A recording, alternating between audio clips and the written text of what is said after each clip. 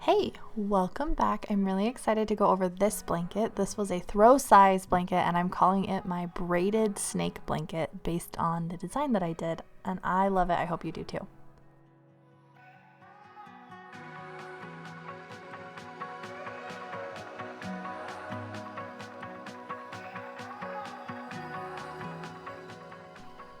Getting started, we just start by cutting the fabrics into the different sizes and shapes that we were looking for.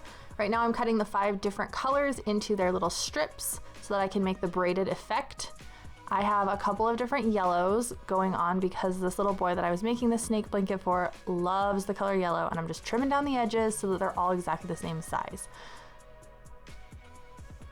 So hold on. We don't need to be rocking our rotary blade back and forth. That's a really good way to accidentally slip and either mess up your fabric or your fingers, so be a little more careful than me. Don't follow that example. But moving on, I arranged the materials so that it was a good color layout. You will see here as I'm going back and forth, my 2 different yellows end up touching, but I was okay with that. Again, the 6-year-old boy that I was working with loves the color yellow, and so I figured that was just going to be exciting for him. So you just use whichever colors work well for you. I pulled colors specifically from the snakes, so that's how I did it. And it's really cool. It makes this cool braid effect. As you're doing this, just make sure that you're keeping the same seam allowance. Do your right sides sewn together, and it's all gonna work out just fine.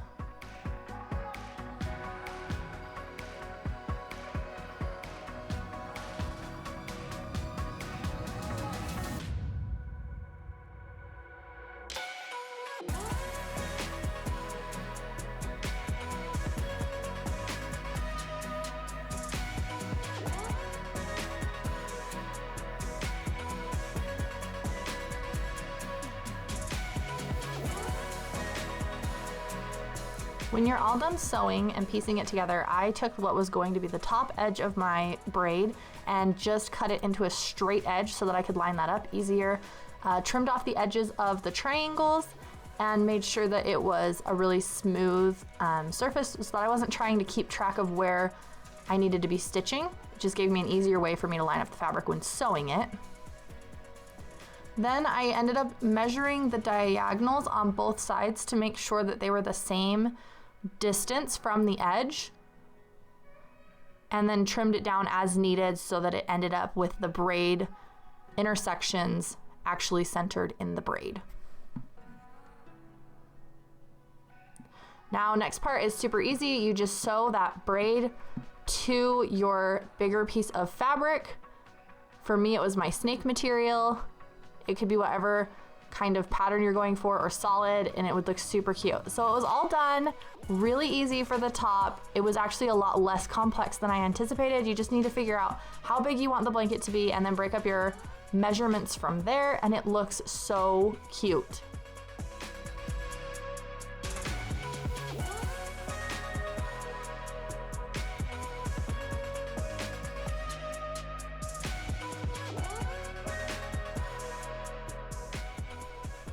Moving into actually quilting the blanket, I lay out my backing, batting, and top of quilt on the floor. Make sure that it's all even. I'll tape it down if I'm on a hard surface. Make sure you're not on anything like hardwood that will scratch with the safety pins.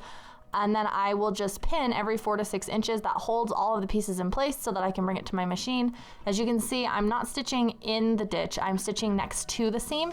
I did that because I wanted to have a line to follow for the edges. I'll show you that in a minute over the snakes.